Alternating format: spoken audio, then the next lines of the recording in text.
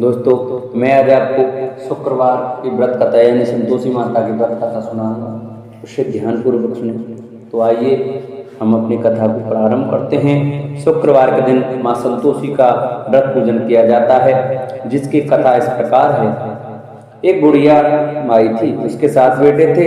6 कमाने वाले थे, जबकि एक निकम्मा था। बुढ़िया 6 बेटों की रसोई बनाती, भोजन कराती और उनसे जो कुछ झूठन बचती वह 7वें को दे देती। एक दिन वह पत्नी से बोला, देखो मेरी माँ को मुझ पर कितना प्रेम है। वह बोली, क्यों नहीं, सबका झूठा तुमको जो खिलाती है। वह बोला, ऐसा नहीं हो सकता, मैं जब आंखों से न देख लूं मान नहीं सकता। बहू हंसकर बोली, देख लोगे तब तो मानोगे। कुछ दिन बाद त्योहार आया। घर में 7 प्रकार के भोजन और चूरमे के लड्डू बने। वह जांचने के लिए सिर दुखने का बहाना कर पतला वस्त्र सिर पर ओढ़े रसोई घर में सो गया।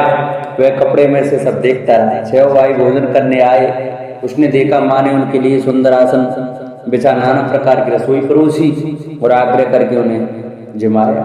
वह देखता रहा। 6 भोजन करके उठे, तब माँ ने उसकी झूठी थालियों में से लड्डू के टुकड़े उठाकर एक लड्डू बनाया। झूठन साफ कर बुढ़िया माँ ने उसे पुकारा, बेटा 6 भाई भोजन कर गए, अब तू भी बाकी है, अब तू कब खाएगा। वह कहने लगा, माँ मुझे भोजन नहीं करना, मैं परदेश जा रहा हूँ। माँ ने कहा, कल जाता हो तो आज चला जा। वह बोला, हाँ आज ही जा रहा हूँ। यह कहकर वह घर से निकल गया। चलते समय पत्नी की याद आ गई। वह गौशाला में कंडे थाप रही थी। वहां जाकर बोला, हम जामे परदेश आवेंगे कुछ काल, तुम रहियो संतोष से धर्म अपनो पाल। वह बोली, जाओ पिया आनंद से हमरो सो चटाए, राम भरोसे हम रहे ईश्वर तुम्हें सहाय। 2 निशानी आपने देखूं देख धर्मों में धीर, सुध मत हमारी विसारियो रखियो मन गंभीर। वह बोला, मेरे पास तो कुछ नहीं है, यह मोटी है, सो ले लो और अपने कुछ निशानी दे दो।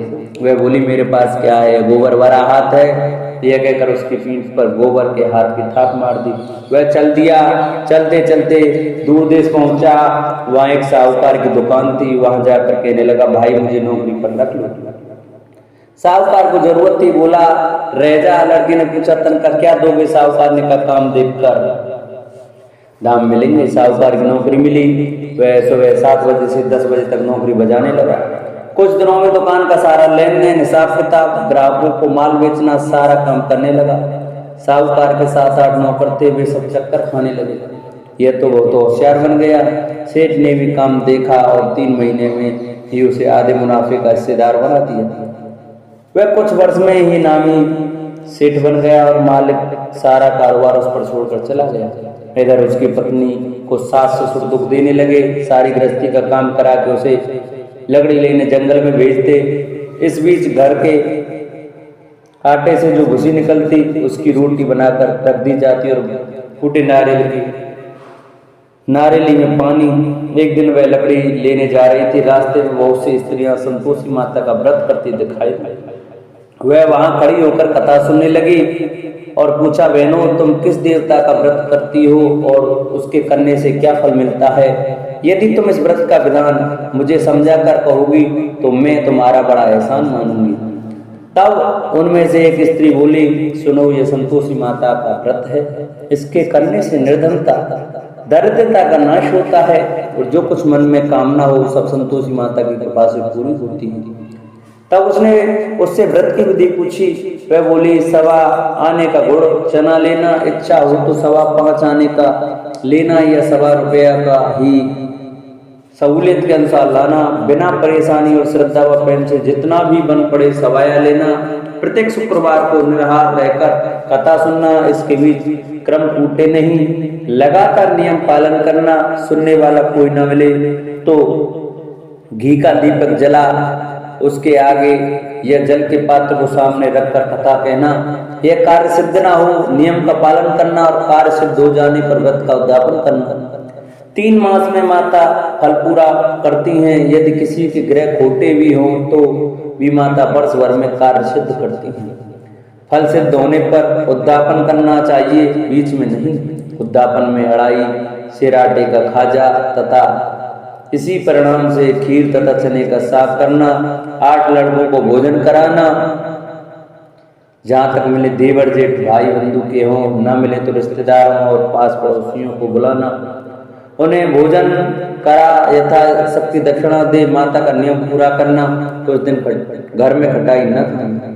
यह सुन बुढ़िया के लड़के की बहू चल दी, रास्ते में लकड़ी के बोझ को बेच दिया और उन पैसों से गुड़ चना ले माता के व्रत की तैयारी कर आगे चली और सामने मंदिर देखकर पूछने लगी, यह मंदिर किसका है? सब कहने लगे संतोषी माता का मंदिर है। यह सुनकर माता के मंदिर में जाकर चरणों में लौटने लगी, दीन तो विनती करने लगी, माँ मैं निपट अज्ञानी हूँ, व्रत के कुछ भी नियम नहीं जानती, मैं दुखी हूँ। हे माता जगत जननी मेरा दुख दूर कर, मैं तेरी शरण में हूँ। माता को दया आई। एक शुक्रवार बीता कि दूसरे को उसके पति का पत्र आया और तीसरे शुक्रवार को उसका भेजा हुआ पैसा आ पहुंचा। यह देख जेठ जेठानी मुंह छुपोड़ने लगे, लड़के ताने देने लगे, काकी के पास पत्र आने लगे, रुपया आने लगा।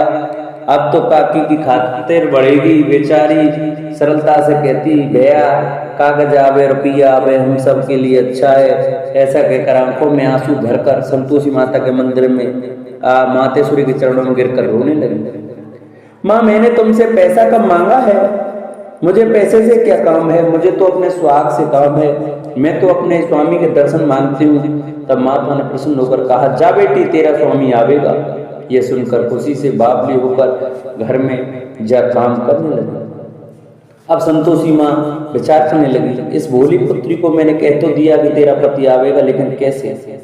वह तो इसे सपने में भी याद नहीं करता, उसे याद दिलाने को मुझे ही जाना पड़ेगा। इस तरह माता जी उस बुढ़िया के बेटे के पास स्वप्न में प्रकट हो कहने लगी, साहूकार के बेटे सो रहा है या जागता है? वह कहने लगा, माता सोता भी नहीं जागता भी नहीं हूँ, कहो क्या आज्ञा है? माँ कहने लगी, तेरे घर बार कुछ है कि नहीं? वह बोला, मेरे पास सब कुछ है, माँ बाप है, बहू है, क्या कमी है? माँ बोली, बोले पुत्र तेरी बहू घोर कष्ट उठा रही है, तेरे माँ बाप उसे त्रास दे रहे हैं, वह तेरे लिए तरस रही है, तू उसकी सुध ले। वह बोला, हाँ माता जी यह तो मालूम है, परंतु जाऊं तो कैसे? परदेश की बात है, लेन देन का कोई हिसाब नहीं है, कोई जाने का रास्ता नहीं आता, कैसे चला जाऊं? माँ कहने लगी, मेरी बात मान, सवेरे नहा धोकर संतोषी माता का नाम ले, घी का दीपक जला, दंडवत कर दुकान पर जा बैठ।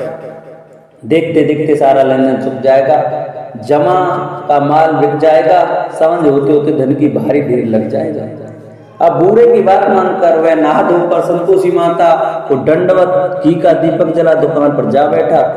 थोड़ी देर में देने वाले रुपया लाने लगे, लेने वाले हिसाब लेने लगे। कोठी में भरे सामान की खरीदारी नकद दाम दे सौदा करने लगे।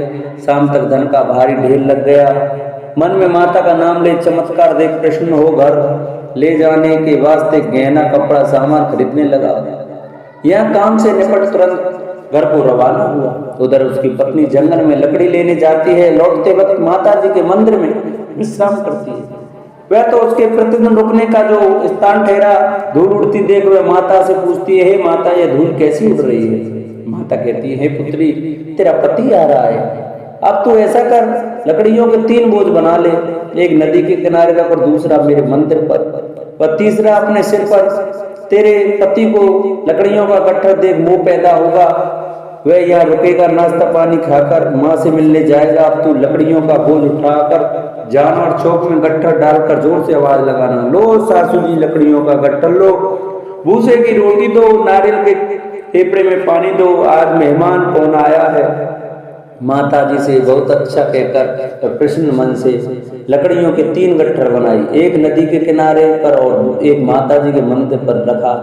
इतने में मुसाफिर आ पहुंचा। सूखी लकड़ी देख उसकी इच्छा उत्पन्न हुई कि हम यहीं पर विश्राम करें और भोजन बनाकर खा पी कर गांव जाएं। इसी तरह रुककर भोजन बना, विश्राम करके गांव को गया, सबसे प्रेम से मिला। उसी समय सिर पर लकड़ी का गट्ठर लिए वे उतावली सी आती है और लकड़ियों का भारी बोझ आंगन में डालकर जोर से 3 आवाज देती है, लो सासू जी लकड़ियों का गट्ठर लो, भूसे की रोटी दो, आज मेहमान कौन आया है। यह सुनकर उसकी सास बाहर आकर अपने दिए हुए कृष्णों को बुलाने हेतु कहती है, बहू ऐसा क्यों कहती है, तेरा मालिक ही तो आया है, आ बैठ मीठा भात खा, भोजन कर, कपड़े गहने पहन। उसकी आवाज सुन उसका पति बाहर आता है। अंगूठी देख व्याकुल हो जाता है, माँ से पूछता है माँ ये कौन है? माँ बोली बेटा ये तेरी बहू है, जब से तू गया है तब से सारे गांव में भटकती फिरती है, घर का काम काज कुछ करती नहीं, चार पैरा कर खा जाती है। वह बोला ठीक है माँ, मैंने इसे भी देखा और तुम्हें भी, अब दूसरे घर की ताली दो उसमें रहूंगा। माँ बोली ठीक है तेरी जैसी मर्जी। तब वह दूसरे मकान की तीसरी मंजिल का कमरा खोल सारा सामान सजाया। एक दिन में राजा के महल जैसा ठाट बाट बन गया। अब क्या था, वह सुख को भूल गया। इतने में शुक्रवार आया। उसने पति से कहा मुझे संतोषी माता के व्रत का उद्यापन करना है। पति बोला खुशी से कर। यह उद्यापन की तैयारी करने लगी। जिठानी के लड़कों को भोजन के लिए कहने गई। उन्होंने मंजूर किया, परंतु पीछे से जेठानी ने अपने बच्चों को सिखाया देखो भोजन के समय खटाई मांगना जिससे उसका उद्यापन पूरा न हो। लड़के जीमने आए, खीर खाना, पेट भर खाया, परंतु बाद में खाते ही कहने लगे हमें खटाई दो, खीर खाना हमको नहीं भाता। देखकर अरुचि होती है। वह कहने लगे भाई खटाई किसी को नहीं दी जाएगी, यह तो संतोषी माता का प्रसाद है। लड़के उठ खड़े हुए, बोले पैसा लाओ। बोली बहू कुछ जानती नहीं थी, उन्हें पैसे दे दिए। लड़के उसी समय हट करके इमली खटाई ले खाने लगे। यह देखकर बहू पर माता जी ने कुप किया। राजा के दूत उसके पति को पकड़ कर ले गए। जेठ जेठानी मनमाने वचन कहने लगे, लूट लूट कर धन इकट्ठा कर लाया है, अब सब मालूम पड़ जाएगा जब जेल की मार खाएगा। बहू से ऐसे नहीं हुआ, रोती हुई माता जी के मंदिर गई। कहने लगी हे माता तुमने क्या किया? आशा करा भक्तों को रुलाने लगी। माता बोली बेटी तूने उद्यापन करके मेरा व्रत भंग किया है। वह कहने लगी माता मैंने कुछ अपराध किया है, मैंने तो भूल से लड़कों को पैसे दे दिए थे, मुझे क्षमा करो, मैं फिर तुम्हारा उद्यापन करूंगी। माँ बोली अब भूल कर मत करना। वह कहती है अब भूल नहीं होगी, अब बतलाओ मैं कैसे आवेंगे? माँ बोली जा तेरा पति तुझे रास्ते में आता मिलेगा। वह निकली, राह में पति आता मिला। वह पूछी कहाँ गए थे? वह कहने लगा इतना धन जो कमाया है उसका टैक्स राजा ने मांगा था, वह भरने गया था। वह प्रसन्न हो बोली भला हुआ, अब घर को चलो। कुछ दिन बाद फिर शुक्रवार आया। वह बोली मुझे फिर माता का उद्यापन करना है। पति ने कहा करो। बहू फिर जेठ के लड़कों को भोजन को कहने गई। जेठानी ने एक तो बातें सुनाई और सब लड़कों को सिखाने लगी तुम सब लोग पहले की तरह खटाई मांगना। लड़के भोजन से पहले कहने लगे हमें खीर नहीं खानी, हमारी जी बिगड़ता है, कुछ खटाई खाने को दो। वह बोली खटाई किसी को नहीं मिलेगी, आना है तो आओ। वह ब्राह्मण की लड़की लाकर भोजन कराने लगी। यथाशक्ति दक्षिणा की जगह एक एक फल उन्हें दिया। संतोषी माता प्रसन्न हुई। माता की कृपा से 90 मास में उसके चंद्र के समान सुंदर पुत्र प्राप्त हुआ। पुत्र को पाकर प्रतिदिन माता के मंदिर को जाने लगी। माँ ने सोचा ये रोज आती है, आज क्यों मैं इसके घर चलूं? यह विचार कर माता ने भयानक रूप बनाया। गुड़ चने से सना मुख, ऊपर सूंड के समान होठ, उस पर मक्खियां भिन भिना रही थीं। देली पर पैर रखते ही उसकी सास चिल्लाई देखो रे कोई चुड़ैल डाकिन चली आ रही है, लड़कों को इसको भगाओ नहीं तो किसी को खा जाएगा। लड़के भगाने लगे, चिल्लाकर खिड़की बंद करने लगे। बहु रोशनदान में से देख रही थी। प्रसन्नता से पगली बन चिल्लाने लगी आज मेरी माता जी मेरे घर आई है। वह बच्चे को दूध पीने से हटाती है। इतने में सास का क्रोध फट पड़ा। वह बोली क्या काबली हुई है, बच्चे को पटक दिया। इतने में माँ के प्रताप से लड़के ही लड़के नजर आने लगे। वह बोली माँ मैं जिसका व्रत करती हूँ ये संतोषी माता है। सबने माता जी के चरण पकड़ लिए और विनती कर कहने लगे हे माता हम मूर्ख हैं, अज्ञानी हैं, तुम्हारे व्रत की विधि हम नहीं जानते, व्रत भंग कर हमने बड़ा अपराध किया है। जगत माता आप हमारा अपराध क्षमा करो। इस प्रकार माता प्रसन्न हुई। बहू को प्रसन्न हो, जैसा फल दिया वैसा माता सबको दें। जो पढ़े उसका मनोरथ पूर्ण हो, जो सुने उसकी मनोकामना पूरी हो। बोलो संतोषी माता की जय। शंकर भगवान बोले हे सनत कुमार अब मैं आपके समक्ष त्रयोदशी तिथि का कृत्य कहता हूँ। इस दिन 16 उपचारों से कामदेव का पूजन करना चाहिए। अशोक, मालती पुष्प, देवताओं को प्रिय कमल, कौसुंभ तथा बकुल पुष्पों और अन्य प्रकार के भी सुगंधित पुष्पों, रक्त अक्षत, पीले चंदन, शुभ सुगंधित द्रव्यों तथा पुष्टि प्रदान करने वाले तथा तेज की वृद्धि करने वाले अन्य पदार्थों से पूजन करना चाहिए। नैवेद्य और मुख के लिए रोचक तांबूल अर्पित करना चाहिए। तांबूल पान में चिकनी, उत्तम सुपारी, खैर, चूना, जावित्री, जायफल, लवंग, इलायची, नारिकेल, बीज के छोटे टुकड़े, सोने तथा चांदी के पात्र, कपूर और केसर, इन पदार्थों को मिलाना चाहिए। मगध देश में उत्पन्न होने वाले श्वेत वर्ण पके हुए पुराने दृढ़ तथा रश्मय तांबूल संवरासुर के शत्रु कामदेव की प्रसन्नता के लिए अर्पित करने चाहिए। उसके बाद मोम से बनाई गई बत्तियों से कामदेव का नीराजन करें और पुनः पुष्पांजलि प्रदान करें। इसके बाद उनके नामों से प्रार्थना करें जो इस प्रकार से हैं। समस्त उपमानों में सुंदर तथा भगवान का पुत्र प्रद्युम्न, मीनकेतन, कंदर्प, अनंग, मनमथ, मार, कामात्म, संभूत, जसकेतु और मनोभाव कस्तूरी से सुशोभित, जिनका वक्षस्थल आलिंगन के चिन्हों से अलंकृत है। हे पुष्पो धनवन, हे संबासुर के शत्रु, हे कुसुमेश, हे रथपते, हे मकरध्वज, हे पंचेश, हे मदन, हे समर, हे सुंदर, देवताओं की सिद्धि के लिए आप शिव के द्वारा दग्ध हो गए, उसी कार्य से आप परोपकार की मर्यादा कहे जाते हैं। आपके दिग्विजय करने में बसंत की सहायता निमित्त मात्र है। इंद्र दिन रात आपका मनोरंजन करने में लगे रहते हैं, क्योंकि अपने पद से च्युत होने की शंका में वे तपस्वियों से भयभीत रहते हैं। आपके अतिरिक्त दृढ़ मन वाला कौन है जो शिव जी से विरोध कर सकता है? परम ब्रह्मानंद के समान आनंद देने वाला आपके अतिरिक्त दूसरा कौन है? तथा महामोह की सेनाओं में आपके समान तेजस्वी कौन है? अनिरुद्ध के स्वामी और मलयगिरी पर उत्पन्न चंदन तथा अगरू से सुवासित विग्रह वाले जो देवेश कृष्ण पुत्र हैं वे आप ही हैं। हे शरतकालीन चंद्रमा के उत्तम मित्र, हे जगत की सृष्टि के कारण, जगत पर विजय के समय दक्षिण दिशा तथा पनवन देव आपके सहायक थे। हे नाथ, आपका अस्त्र महान, निष्फल न होने वाला, अत्यंत दूर तक जाने वाला, मर्म स्थल का छेदन करने वाला, करना शून्य तथा प्रतिकार रहित है। सुना गया है कि वे अत्यंत कोमल होते हुए भी मान क्षोभ करने वाला और अपने तुल्य पदार्थ को भी दर्शन मात्र से ही क्षोभित करने वाला है। जगत पर विजय करने के ने में सहायक होने से प्रवृत्ति ही आपका मुख्य अलंकार है। हे विभो, आपने सभी श्रेष्ठ देवताओं को उपवास के योग्य बना दिया, क्योंकि ब्रह्मा जी अपनी पुत्री में कामासक्त हो गए, विष्णु जी वृंदा में अनुरक्त कहे गए हैं और शिव जी पर स्त्री के कारण अस्पृश्य हो गए हैं। हे मानद, यह वर्णन मैंने मुख्य रूप से किया है, अधिक कहने से क्या लाभ। इस श्लोक में अपने बस में रहने वाले ब्राह्मण बिरले हैं, अतः हे भगवान, इसकी गई पूजा से आप प्रसन्न हो।